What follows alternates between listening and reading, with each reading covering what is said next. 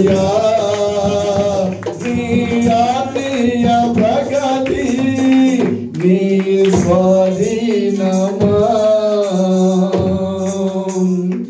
నీవే కదా మా ఆరాధన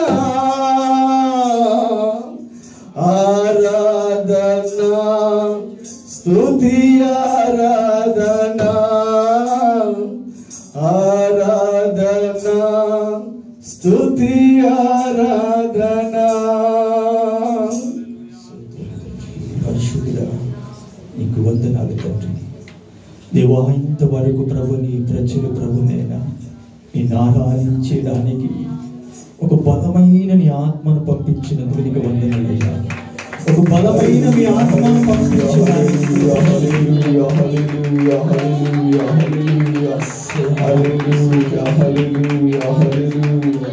యేసయ్యానికి వందనాలు ప్రభువా. యేసయ్యానికి వందనాలు ప్రభువా. దేవా ఈ రాత్రికాల సమయంలో కూడి వచ్చిన ప్రతి బిడ్డలతో ప్రభువా ఒక విలువైన వాక్యము చేత ప్రభా మీరు మాట్లాడండి నీ సేవకుడి నోటి ద్వారా తండ్రి. ఈ రాత్రికాల సమయంలో ఎంతమంది ప్రజలైతే హృదయములు కలవరపడుతూ బాధపడుతున్నారు, ఎవరైతే ఏ వ్యాధులు కలిగి బాధపడుతున్నారో, ఎవరు ఏ సమస్యతో దుఃఖపడుతున్నారు ప్రభువా దేవా ఇక్కడ నిలిచి ఉన్న నీ బిడ్డలు నైనా నిన్ను ఆరాధించిన నీ పిల్లలు ప్రభువా అయ్యా నిన్ను పిలిచి ఉన్నారయ్యా. మా సమీపముగా మీరు ఉన్నారయ్యా. వాక్యము ద్వారా మమ్మల్ని బలపరచుదువగాక, వాక్యము ద్వారా మనం బలపడదుమగాక.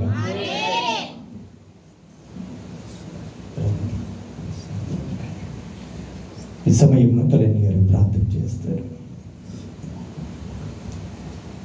మహోన్నతుడు గొప్ప దేవ నీకే వందనాలు స్తుతులు స్తోత్రాలైనా గో దేవ గడిచిన కాలం అంతా మేము ఎంతగానో స్తుతించి ఆరాధించాం తండ్రి. అదేవిధంగా ఈ శుక్రవారం జన్మన నేను ఆరాధించే భాగ్యం మాకు కలిగేసినందుకు నీకే వందనాలు తండ్రి.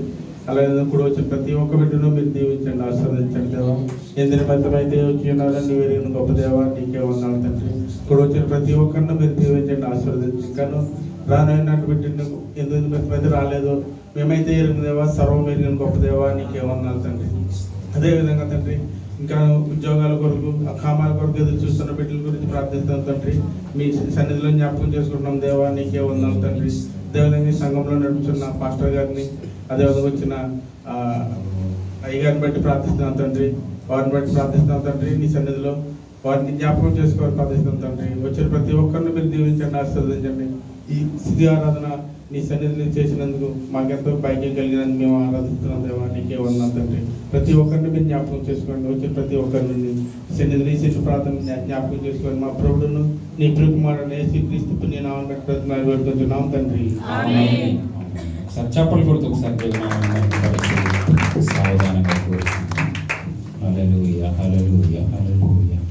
పరిశుద్ధుడైన నీకు స్తోత్రం.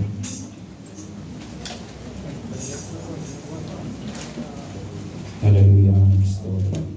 పరిశుద్ధాత్మకు వందనాలు, పరిశుద్ధాత్మ హల్లెలూయా. పరిశుద్ధాత్మకు వందనాలు వందనాలు వందనాలు వందనాలు. కృపగల రాజానికి స్తోత్రం. మంచిది. ఇంతవరకు దేవుని సన్నిధిలో ఒక శ్రేష్టమైనటువంటి సమయముగా మనం అందరము ఈ విధంగా ఆరాధనలో ఆరంభం నుండి పాలు పొందడము చాలా శ్రేష్టకరమైనటువంటి సంతోషకరమైన సమయము. మంచి సమయంలో కొన్ని నిమిషాలు వాక్యాన్ని ధ్యానం చేసుకుని మనము కార్యక్రమంలో ముందుకు వెళదాం. ఇంచుమించుగా అన్ని కార్యక్రమాలని మనము జ్ఞాపకం చేసుకోవడానికి దేవుడు కృప చూపించారు. పరిశుద్ధ గ్రంథంలో నుండి ఎఫెసీ రాసినటువంటి పత్రిక పరిశుద్ధ లేఖనంలో నుండి మరొక మారు దైవజనులకి అదేవిధంగా చేరువచ్చిన వారందరికీ నా ప్రత్యేకమైనటువంటి వందనాలు తెలియజేస్తూ, ఎవరికైనా బైబిల్ లేకపోతే ఇప్పటి వరకు నాకు బైబిల్ లేదు పాస్టర్ గారు అన్నటువంటి వారు ఎవరైనా ఉంటే దయచేసి తెలియచేయండి. మా దగ్గర బైబిల్ ఉంది, మీకు అది ఉచితంగా ఇస్తాం. కాబట్టి అమ్మా వినోద్కి బైబిల్ ఉందా? Okay good. సో ఎవరికైనా లేకపోతే తెలియపరచండి. ఎఫెసీ రాసినటువంటి పత్రిక 1వ అధ్యాయము, ఎఫెసీ రాసినటువంటి పత్రిక 1వ అధ్యాయము. యాక్చువల్లీ నేను సబ్జెక్ట్ అంతా స్క్రీన్ మీద రెడీ చేస్తాను, నాకు ఆ సమయం ఇవ్వట్లేదు, సంఘస్థులు ఇవ్వట్లేదు, వారు చేసే పనులు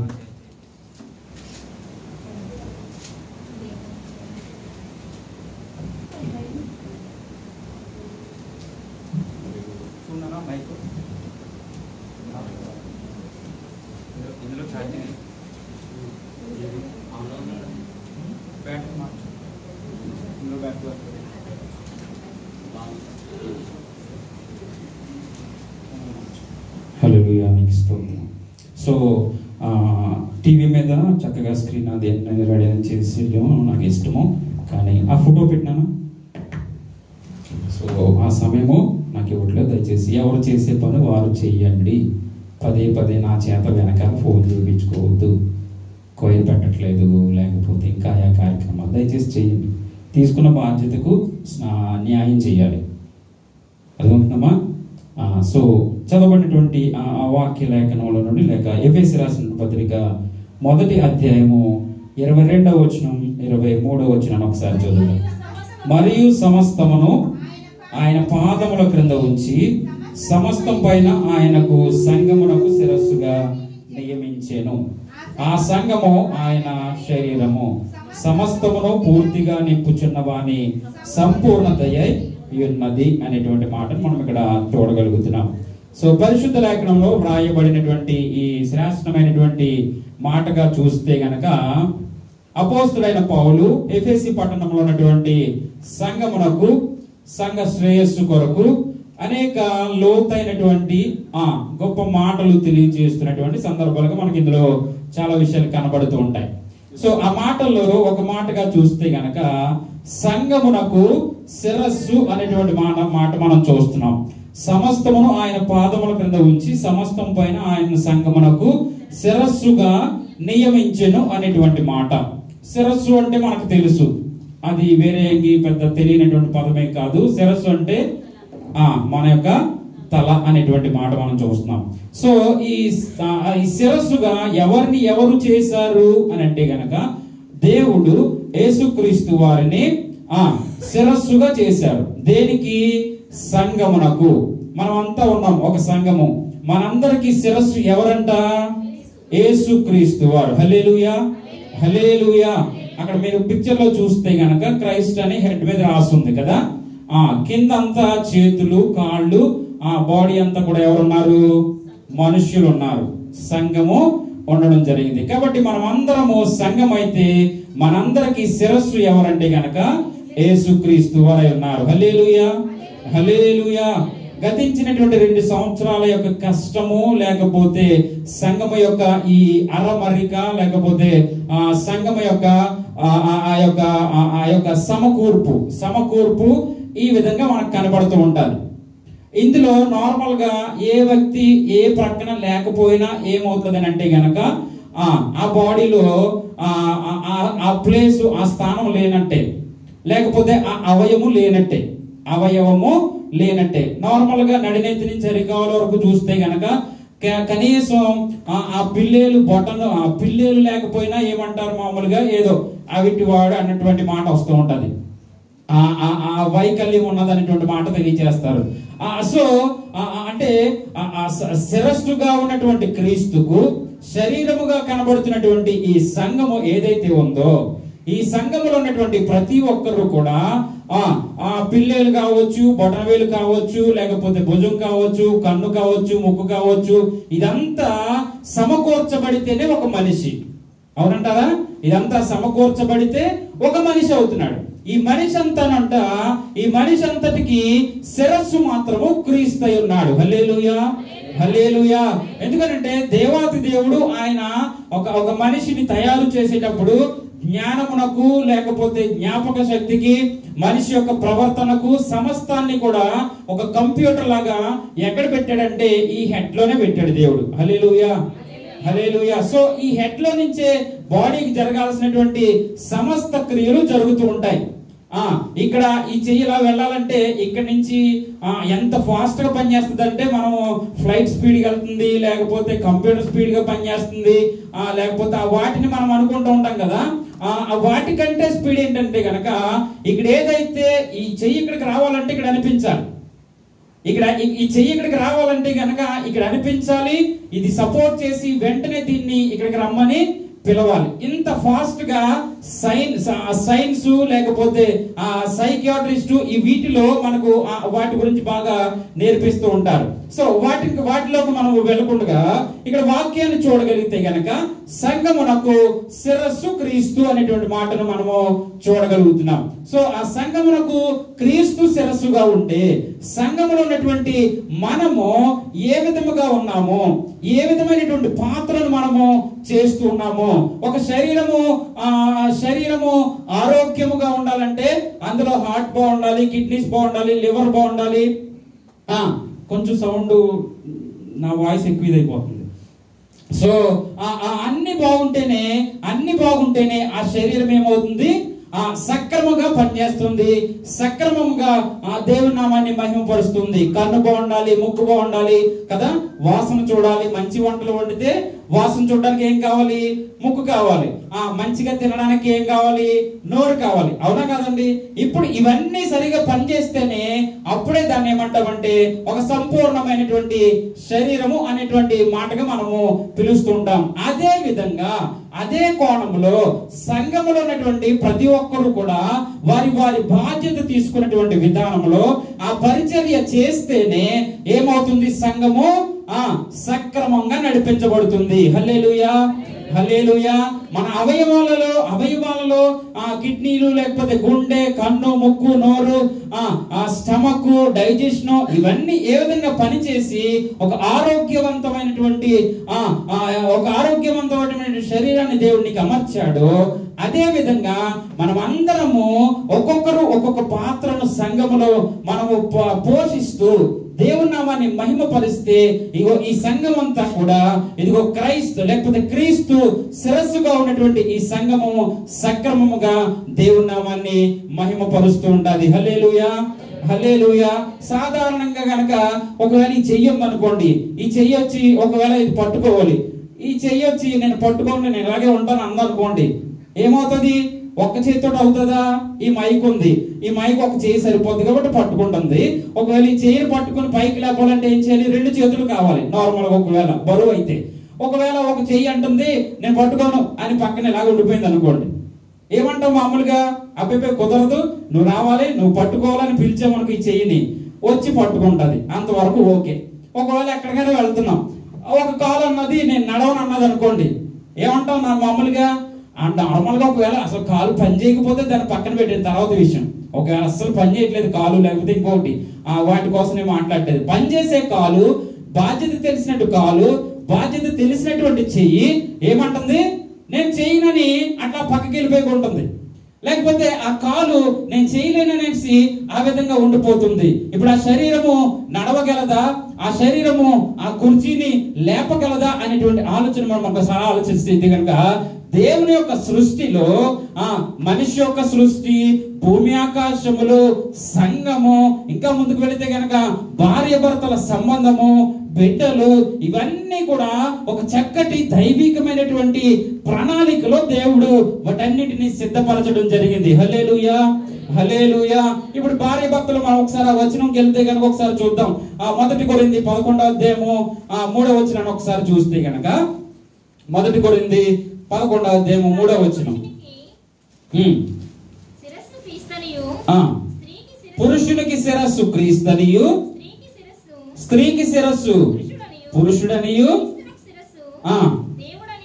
క్రీస్తునకు శిరస్సు దేవుడనియు తెలుసుకొనవలెనని కోరుచున్నాను. ఇప్పుడు ఏంటంటే ఇక్కడ చెప్పబడినటువంటి బాగా ఒకసారి మీకు అర్థమయ్యేటట్టుగా నేను తెలియజేస్తాను. ఒకసారి అందరూ ఇటు చూస్తే గనక ఇప్పుడు పురుషునికి శిరస్సు క్రీస్తు, అర్థమవుతుంది కదండి. అంటే యేసుక్రీస్తు వారి ఆధీనంలో క్రీస్తు వారు యేసుక్రీస్తు వారి ఆధీనంలో పురుషుడు నడిపించబడాలి.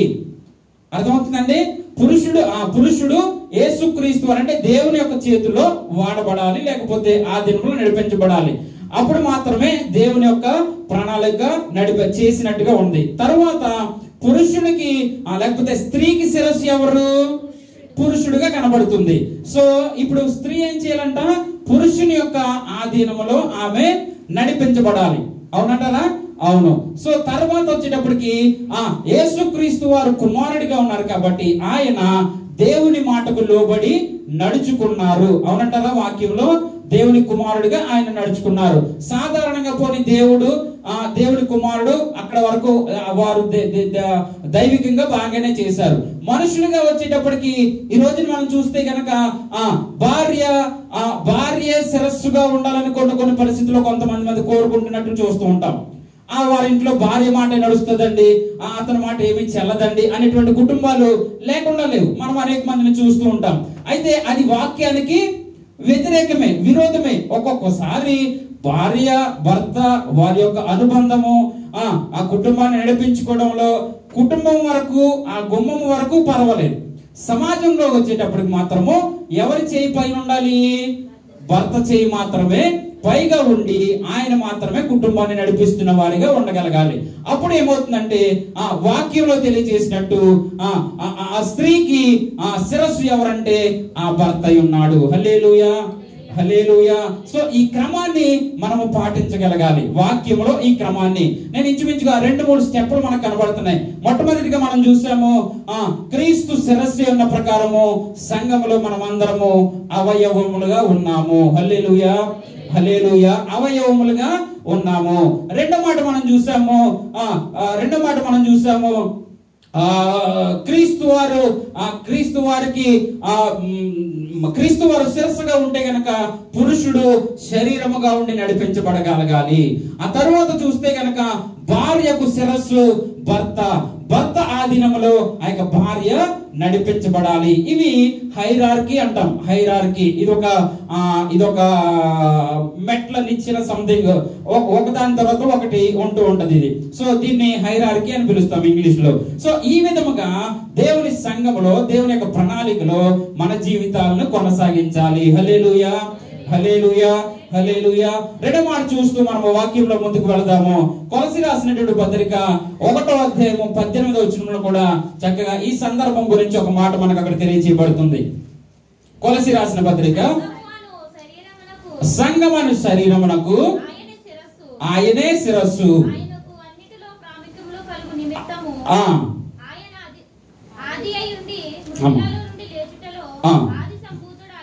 ఆది సంభూతుడాయన. సో ఇక్కడ కూడా మనకు కనబడుతున్న మాట ఏంటంటే గనక సంఘమునకు శిరస్సు ఆయనే అన్నట్టుగా మనకి ఇక్కడ వాక్య లేఖనాల్లో కనబడుతుంది. సో సంఘానికి శిరస్సుగా ఉన్నటువంటి ఆయనకు, ఆయనలో ఉన్నటువంటి మనము, ఆయనలో బాప్తిసం పొందినటువంటి మనము ఒక అవయవముగా ఈ రోజున పని చేస్తున్నాము. అంటే మన సంఘం గురించి మనం సాక్ష్యం చెప్పుకోవచ్చు. చాలా బాగా పనిచేస్తున్నాం పాస్టర్ గారు అనేటువంటి మాట మీరు చెప్పొచ్చు. అవునవును బాగా పనిచేస్తున్నారు అనేటువంటి మాట నేను ఒప్పుకోక తప్పదు. కాబట్టి కష్టపడుతున్నారు కాబట్టి మనమందరం కష్టపడుతున్నాం కాబట్టి ఇది ఒక శరీరముగా అమర్చబడినటువంటి ఒక శరీరముగా మనము సంఘాన్ని ఈ రోజున ముందుకు తీసుకువెళ్తున్నాము. ఇదంతా మన ఏదో దైవజనుడు పలానా నాకు పని చెప్పడండి, పలానా పని నేను చేస్తాను, ఇది నా ఉద్దేశాలు కాదు. ఇదిగో వాక్యము చాలా తెల్లగా మనకు కనబడుతున్నటువంటి సందర్భాలు ఇవన్నీ కూడా. ఇదేదో దైవజనుని ఆలోచనలు కాదు కానీ పరిశుద్ధ గ్రంథములో వ్రాయించబడినటువంటి ప్రణాళిక సంఘం ఈ విధంగా కొనసాగాలనేటువంటి గొప్ప ఆలోచనే తప్ప ఇది ఒక మనుషుల ఉద్దేశాలతో ఏర్పాటు చేసినటువంటిది కానే కాదు. అయితే సంఘమునకు సంఘ కాపరిగా ఉన్నటువంటి సమయంలో ఒక ప్రణాళిక ప్రకారం ఒక యథార్థంగా సంఘాన్ని ముందుకు నడిపించాలి. కాబట్టి ఒక కాపరిగా ఉండి అందరూ చక్కగా కాసి లేకపోతే నడిపించి సంఘాన్ని ముందుకు తీసుకెళ్ళడానికి దేవుడు ఏర్పాటు చేసినటువంటిది. హల్లెలూయా, హల్లెలూయా. అందరూ ఒకసారి చెప్తారా? హల్లెలూయా, హల్లెలూయా. మరొక మాట చూస్తూ మనము వాక్యాన్ని ముందుకు వెళదాము. మరొక వాక్యాన్ని చూసి ముందుకు వెళదాము. అపోస్తలుల కార్యాలు 20వ అధ్యాయము 28వ వచనాన్ని ఒకసారి మనం చూద్దాం. మంచి సమయంలో బలారాధన కూడా ఉంది కాబట్టి మనం బలారాధనలో పాలు పొందడానికి సిద్ధపడుతూ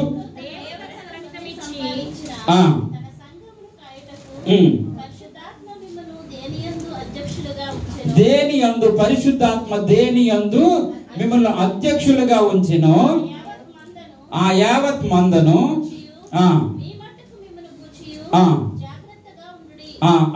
చూస్తున్నారు కదా చక్కటి మాటలు. ఇది ఇండివిజువల్ గా ఎవరైతే సంఘంలో ఒక బాధ్యత కలిగి లేకపోతే సంఘంలో ప్రతి ఒక్కరికి పర్టికులర్ గా ఇవ్వబడినటువంటి మాటగా మనం చూస్తే గనక మరొకసారి చదువుదాం మాట. స్వరక్తం ఇచ్చి కాయుటకు దేని యందు పరిశుద్ధాత్మ అధ్యక్షులుగా ఉంచినట్టుగా మనం అక్కడ చూడగలుగుతున్నాం. సాధారణంగా నాకు అప్పచెప్పారుగానండి, నేను చేయనండి, లేకపోతే నేను చేయలేకపోతున్నానండి, లేకపోతే నేను వెళ్ళలేకపోతున్నానండి, నేను ఏదో ఉండలేకపోతే, ఇట్లాంటి మాటలు మనము కొన్ని చూస్తూ ఉంటాం. ఇదేదో మనుష్యుల కొరకు కాదు, దేవుని యొక్క పరిశుద్ధాత్మ నీ జీవితం పట్ల ఒక ప్రత్యేకమైనటువంటి శ్రద్ధ కలిగి నీకు అప్పగింపబడినటువంటి పని అనేటువంటి విషయాన్ని మరొక మారు మనము జ్ఞాపకం చేసుకోగలగాలి.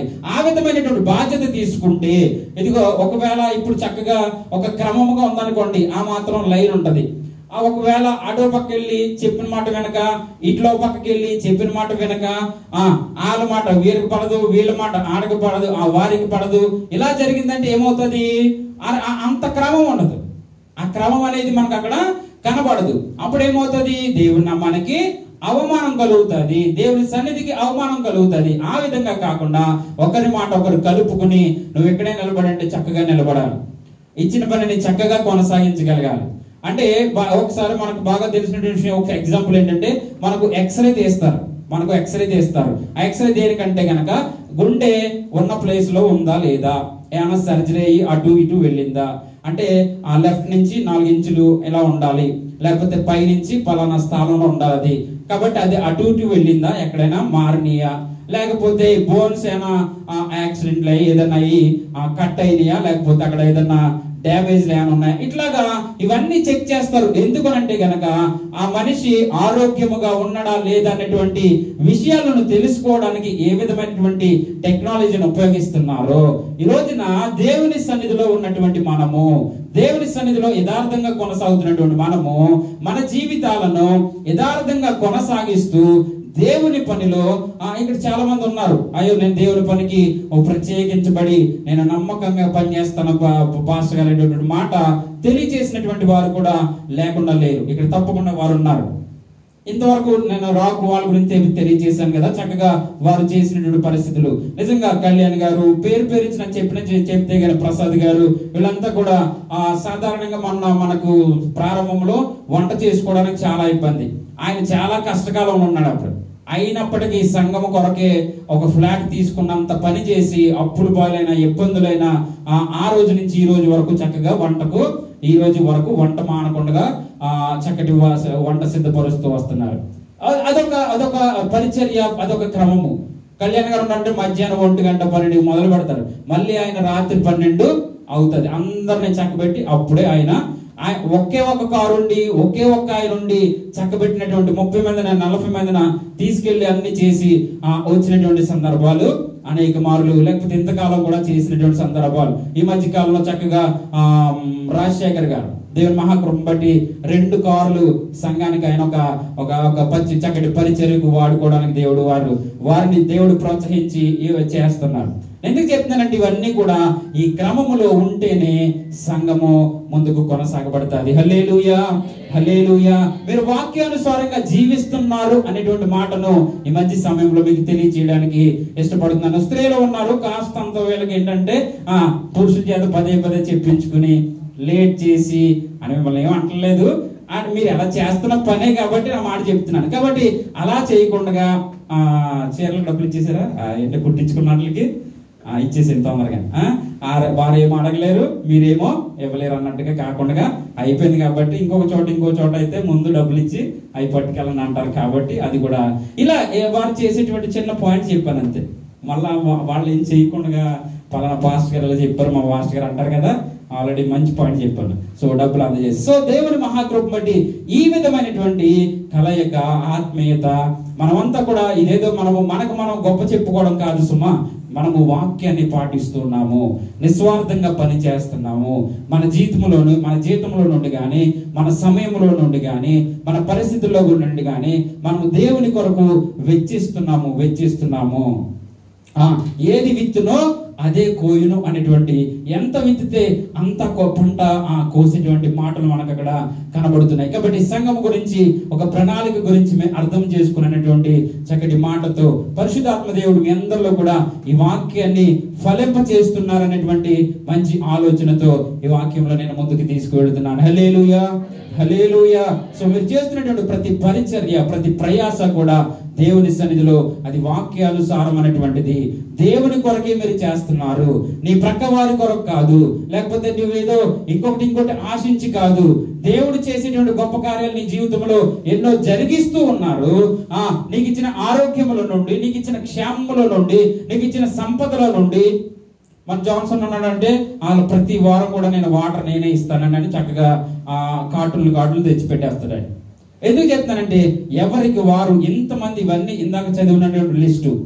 ఒకవేళ అలా సహకరించకపోతే ఒక్క దైవజనుడి వల్ల అవుతుందా అంటే చాలా కష్టమైపోతుంది. కాబట్టి ఎంతమంది సహకారాలతో, సహాయాలతో ఈ సంఘము దేవుడి నామం మహిమార్థమై జరుగుతూ ఉంది. హల్లెలూయా, హల్లెలూయా. ఇంకనూ ప్రార్థన చేయండి.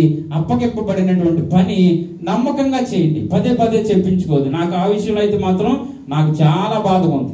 ఆ విషయంలో అయితే మాత్రం చాలా బాధపడుతున్నాను. అయినప్పటికీ మళ్ళీ ఏదో చిన్నపిల్లలా చెప్పుకొస్తాను, చెయ్యండమ్మా, చెయ్యండమ్మా, ఇదే పాట.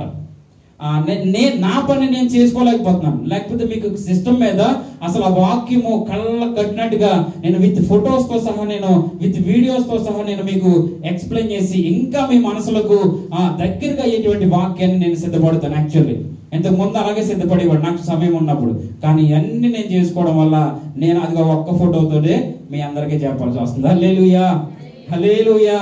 కాబట్టి దయచేసి ఇవన్నీ అర్థం చేసుకుని చక్కగా దేవుని సన్నిధిలో బలపరచబడాలని ఆ మాట తెలియజేస్తూ ఆఖరిగా మత్తయి సువార్త 16వ అధ్యాయం 18వ వచనాన్ని ఒకసారి చూద్దాం. మత్తయి సువార్త 16వ అధ్యాయం 18వ వచనం. బలారాధనలో పాలు పొందుదాం. పేతురు ఈ బండ మీద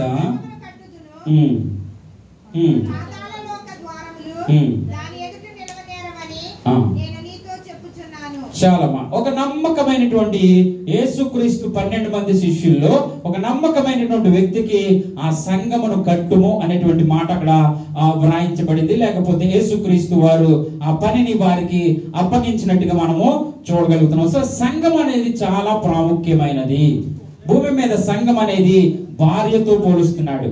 పెళ్లి కుమారుడిగా రాబోతున్నటువంటి యేసుక్రీస్తు వారికి ఒక భార్య ఏ విధంగా అయితే సిద్ధపరచబడాలో, ఒక భర్తకు, ఒక పురుషునికి భార్య ఏ విధంగా అయితే సిద్ధపరచబడాలో, ఆ భార్య ఎలాంటి పరిశుద్ధత కలిగి ఉండాలో మనకి ఈ విషయాలు తెలుసు కదా. సో ఈ సంఘము కూడా అంతే పరిశుద్ధముగా సిద్ధపరచబడి దేవుని కొరకు మనము ఎదురు చూసేటువంటి వారముగా ఉండగలగాలి. స్టేజ్ మీద ఒక పెళ్లి కుమారుడు కూర్చుంటే గనక ఆ పెళ్లి కుమారుడు వస్తుంటే పెళ్లి కుమారుడు లేచి నిలబడతాడు, ఆమెను గౌరవిస్తాడు, ఆమెను సత్కరిస్తాడు, లేకపోతే ఆమె కొరకు ఎదురు చూస్తాడు. ఆమె మాత్రం అక్కడ ఏం చేస్తుంది? చెవులు, ముక్కులు, లేకపోతే నెత్తి మీద ఇవన్నీ జరుగుతూనే ఉంటాయి. హలో అమ్మారండి అంటే వస్తారా? రానే. ఆ విడిగదిలో నుంచి రారు. సంఘమును కూడా హెచ్చరికలు జరుగుతున్నాయి. హల్లెలూయా, హల్లెలూయా. సంగమా సిద్ధపడు, సంగమా యథార్థంగా జీవించు, సంగమా నీవు నీతి కలిగి ఉండాలి అనేటువంటి చక్కటి మాటలు దైవజనుల ద్వారా, వాక్యాల ద్వారా వినిపించబడుతున్నాయి. సో పెళ్లి కుమారుడు రానే వచ్చేస్తాడు. సంగమును ఎత్తబడేటువంటి సమయంలో బుద్ధి కలిగినటువంటి కన్యకలు ఏ విధంగా అయితే ఎత్తబడ్డారో, విడిచిపెట్టబడినటువంటి బుద్ధి లేని కన్యకల వలె విడిచిపెట్టబడకుండా మనము బుద్ధి కలిగిన కన్యకల వలె సిద్ధపరచబడి దేవుని కొరకు జీవించుదుముగాక. అప్పగించబడినటువంటి ఈ ప్రణాళిక ఏదైతే ఉందో, ఆ అరమరిక ఏదైతే ఉందో, ఆ ప్రతి అరమరిక కూడా ఏ కాలమైతే నీ కొరకు నిర్ణయించబడిందో అంతవరకు నీవు ఆ పనిని బాధ్యతగా చేయుదువుగాక. శిరస్సుగా ఉన్నటువంటి యేసుక్రీస్తుని మహిమపరచుదుముగాక. హల్లెలూయా, హల్లెలూయా, హల్లెలూయా. సో ఈ మాటలను బట్టి దేవుని నామమును మహిమపరుస్తూ అందరూ ఆశీర్వదించబడాలని, దీవెనలు పొందాలని మాటలు తెలియజేస్తూ అందరూ లేచి నిలబడినట్లయితే కొన్ని నిమిషాలు స్తుతులు చేస్తూ దేవుని సన్నిధిలో బలారాధన పాలు పొందడానికి మనము సిద్ధపరచబడదాం. స్తోత్రం. అందరూ లేచి నిలబడదాం. దయచేసి బలారాధనలో పాలు పొందేటువంటి వారు ముందుకు రండి. ఈ బల్ల ఇది చిన్న స్టేజ్ తీసేయండి, పక్కకు పెట్టండి. బలారాధనలో పాలు పొందేటువంటి వారు ముందుకు వచ్చినట్లయితే బలారాధనలో పాలు పొంది తర్వాత మన సన్నిధిలోనైనా ప్రభువా బలలో పాలు పొందుచుండగా నన్ను యోగ్యులుగా చేయండి ప్రభువా, మమ్మల్ని యోగ్యులుగా చేయండి అయ్యా, నీకు స్తోత్రం.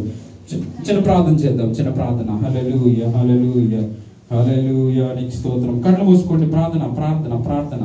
హల్లెలూయా హల్లెలూయా.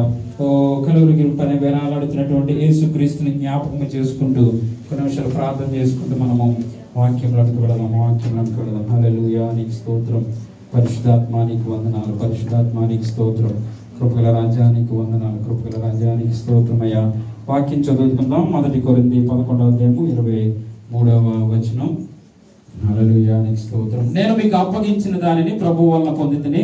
ప్రభు అయిన యేసు తాను అప్పగింపబడిన రాత్రి ఒక రొట్టెను ఎత్తుకొని కృతజ్ఞతాస్తుతులు చెల్లించి దానిని విరిచి, ఇది మీ కొరకైన నా శరీరము, నన్ను జ్ఞాపకము చేసుకున్నటకై దీనిని చేయుడి అనేటువంటి మాట అక్కడ మనం చూస్తున్నాము.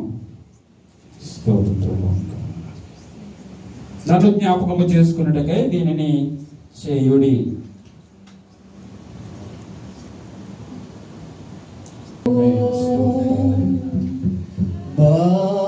భారమైన సిలువా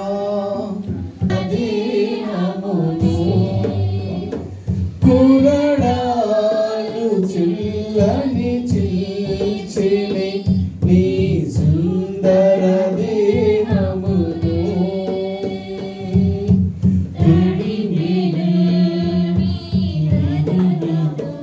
రుధిరం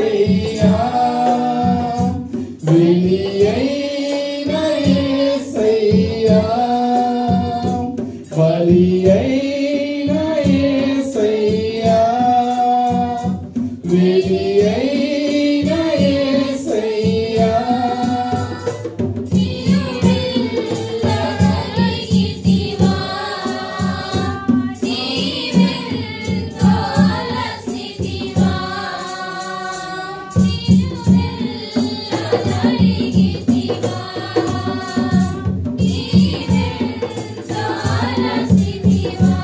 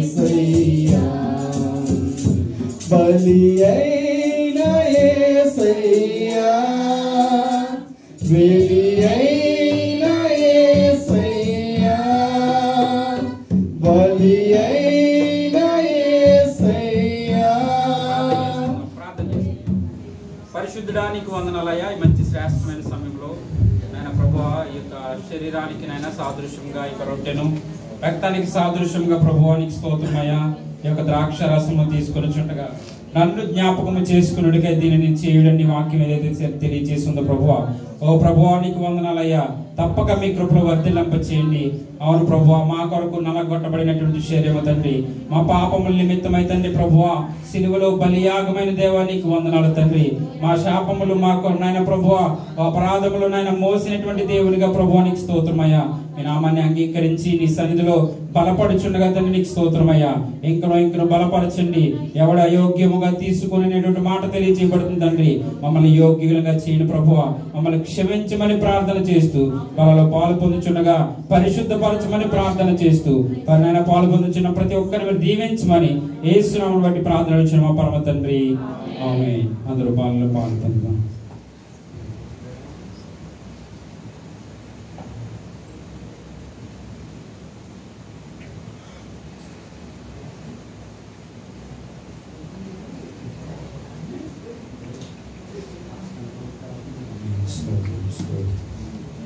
అందరూ లేచి నిలబడినట్లయితే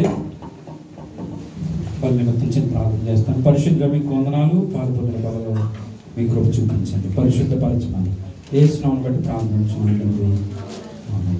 కానుకల పాట వాడుకుని వాటిని ముగింపు ప్రారంభం చేస్తాం. సంతోషం.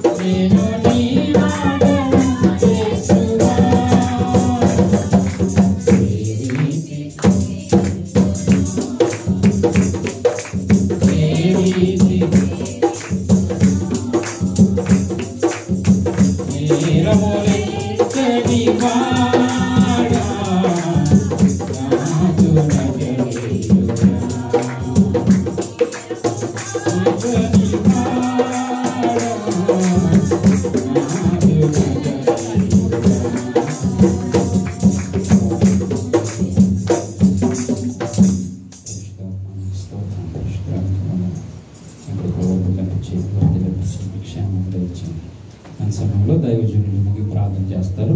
ఆశీర్వాదంతో సెలవు తీసుకున్నారు. మహాపరిశుద్ధుడైన ప్రేమగల తండ్రి దేవా, ఈ దినమున ప్రారంభం మొదలుకొని ఈ చివరి యొక్క ప్రార్థన వరకు కూడా ప్రభా మీ కృప నిరంతరము మాకు ఇచ్చినందుకు నీకు స్తోత్రాలు తండ్రి. దేవా, ఈ దినాన్ని నీ సేవకుడి నోటి ద్వారా మాట్లాడిన ప్రతి మాట ప్రభా మేము విన్న మాటలు మళ్ళీ మేము నెవరు వేసుకుని జ్ఞాపకము చేసుకుని ఈ మాటలకి మేము లోబడే కృప మాకు అనుగ్రహించిన తండ్రి. ఒకరు కలిసి సంతోషంగా ప్రభునైనా నెమ్మది కలిగి ప్రభ సంఘానికి కావలసిన ప్రతి అవసరతలు మేము తోడే ఉండే శక్తిని మాకు దయచే ప్రభునైనా. దేవాదిగో తండ్రి, ఇంతవరకు పాటలు పాడిన బిడ్డలు, ప్రార్థించిన బిడ్డలను అయ్యా ప్రతి ఒక్కరిని పేరు చెప్పుకొని దీవించి ఆశీర్వదించమని యేసు పరిశుద్ధమైన నామము ద్వారా తండ్రి ప్రార్థన చేయించున్నాను పరమ తండ్రి.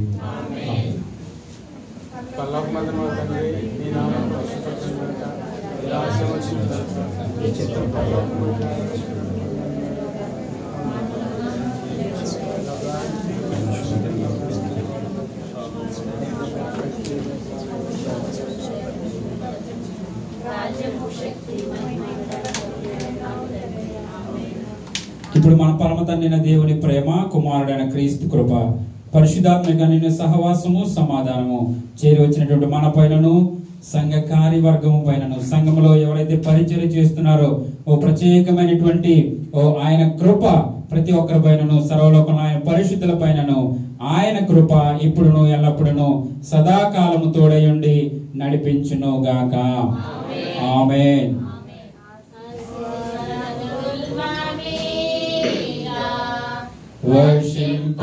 వర్షింపజేయుమిషా ఆశతో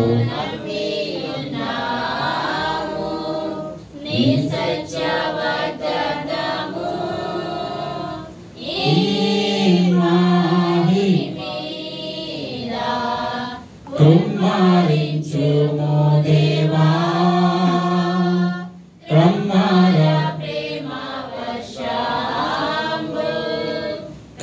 కృమ్మారించుము దేవా.